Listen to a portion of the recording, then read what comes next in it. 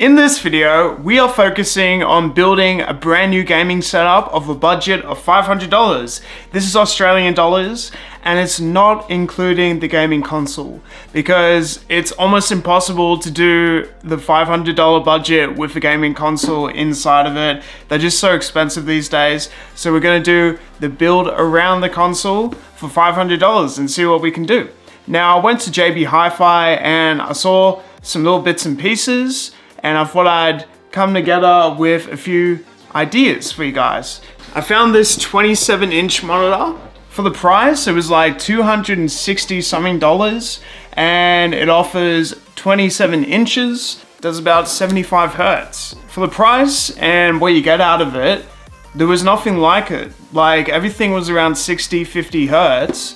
And this one offered 75 hertz. Now it's a Samsung monitor and it says it's the essential monitor, and it's pretty cheap. Like, it's only just over $200. So I think it's great for any beginner for their setup who has a budget. So we're gonna start with that one. I also picked up some speakers because I thought that it might be great for the setup too to have some audio. So instead of headphones, we're actually gonna use these speakers. So these are by Logitech. It says that it's the #1 selling speaker brand, so they're great. And these are the Z150s. Now the Z series has had great reviews. Now it's just a 3.5mm jack setup, and basically you just stick it into the back of your monitor. The next thing is just having some light strips. I feel like having some LED lighting with the setup would be a great idea. I thought I'd include the desk. So the desk we can get from Amazon, same as this one. So basically they're just small desks, and I found them from Amazon for about $150. So the price altogether was just under $400. And let's look at the receipt itself. So this is everything I have. For the speakers, spent $49. For the LED lights, spent $44. For the monitor itself, it was $269. And for the desk itself, it's $119. So altogether, I spent about $456 Australian. So you could add a few extra accessories, power boards, stuff like that. For the setup, you can include that into the price. That'll just be an extra $40 or so, or just some extra accessories. Maybe you want like a charger for your controller or something like that, so we can include that with the price. So yeah, let's build this setup. All right, so now we're gonna start with the LED strips because I feel like that would be the easiest place to start. Now these are 5 meters, so I don't know if this is like way too big for this desk setup. It's quite a small desk, so we're just gonna find out ourselves.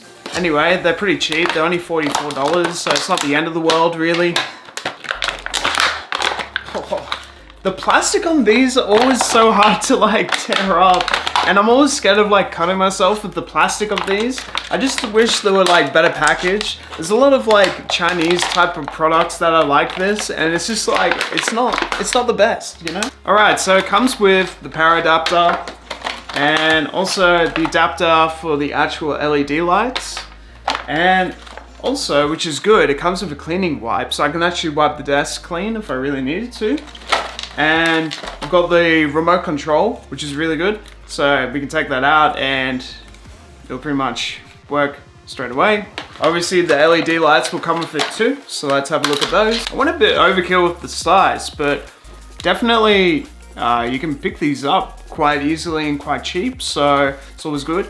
You can always just like cut it to size, I would guess, as well. So on the LED strips, you can actually cut them on these lines to fit the right size. Realistically, I'm only needing like this much for the LED lights. Nice, so we gave it a nice decent cut. Connect these two parts together. But these are very sensitive, so if they bend or break, then it's not very good for the actual setup. Nice. So that's what they look like. The remote works pretty well, and they can turn red, green, blue, white. You can do flash, smooth, so the transitions there. You can do fade and strobe. Pretty sick stuff. So these just attach pretty easily. You just pretty much take off the strip and pop them on where you can. Gonna have to fix a problem here because the back of it won't actually stick down because it doesn't have any of the sticky material. So we're gonna have to solve this issue with maybe some glue or something else like blue tack. One quick and easy fix that I got was a command strip. So I thought that would be great because it's sticky on both sides. Hopefully it does work. There we go. The problem is the weight is just like so much for these command strips that it might not work. But right now it does work, but over time it's just gonna fall off, I reckon. That's it by itself for now, but I can tell over time it's just gonna fall off. And put it on like flash, have like different LED lights. So yeah, that's like the beginning of it. We can put like an extra command strip on there just in case. I don't think it's gonna work on the long term. So I reckon blue tack would probably fix it more than doing these sorts of command strips and stuff. But it's definitely an easy way to sort of fix it straight away. But I definitely recommend maybe doing some blue tack or something instead. But yeah, that's the basics. And it will sort of flash against the wall. That's why I wanted it. And it's a cheap and easy way to sort of make it look good too. So that's why I thought I'd put it in. And you can do extras, like you can expand it so it can come around here, you know, stuff like that. And it's 5 meters, so you can do it with a lot of other surfaces too. This is gonna be interesting because I've never seen this monitor like in person. I don't know if it has like a jack output or input. I've never seen it. Apparently it's a curved monitor. And like I said before, it offers 75 Hertz. For that price, having that amount of Hertz and the playback is pretty damn good. And I've heard it's a new release for the monitors too, which is quite good.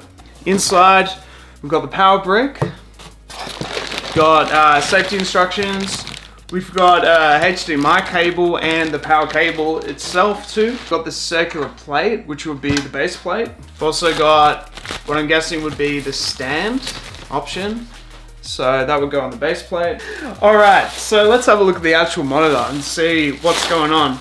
All right, there's good news. There is a jack output, which is absolutely awesome. 5-star energy rating, which is really good. 98 kilowatts per year, which is really good. It's a bit of a curved monitor. It's 27 inches and it's nice. Like, I don't see anything wrong with this monitor straight away. Like, pretty decent build quality overall. It says that it's an essential. It also has the wall mounting option there with 4 holes. And it has the PC output, has DC output, HDMI output, and headphone output, which is really, really good. All right, so it should be really easy to actually put together the build. You just sort of get the base plate, and it's got a screw at the bottom that's coming loose. Pretty nice quality for the base plate as well. Like, it's got this nice sort of, as you can see, not a matte black finish, but a shiny finish, which is really, really good. You got like the nice sort of arm here, which is pretty short. It doesn't look expandable, which is, I don't know, it could be better if it was expandable, but you know what? It's like just $200, so I'm not like too overly worried about the stand with its quality control. And it just goes in really easily, nice and tight. You can use sort of like some external tools, but it doesn't look like you need to. Like, I can just use my fingers and just lock it in straight away. And that's pretty good. Like that. Boom. Pretty easy to set up. That took about a minute of my life to set up. So overall, pretty happy with this monitor. And we're just gonna get rid of some of these sticky parts. There's lots and lots of like plastic in the wrapping because it's all the shiny sort of finish, so you don't want to scratch it, but there's no real give in terms of the adjustment. It just is what it is with the monitor. It doesn't look like you can adjust like the height. You can't really adjust like sort of like the width either or anything like that. It just is how it is, but that's fine. You know, it's a really cheap monitor. We do what we can do with that. So let's check this out. So we've got the classic sort of Samsung power brick over here, and that would just go to the back here. There's like a blue light coming on, which means that it's ready to rock. It also came with HDMI cable, which is pretty good, but I have some high-speed HDMI cables, which we can include in the price if you really want to. They're about $50.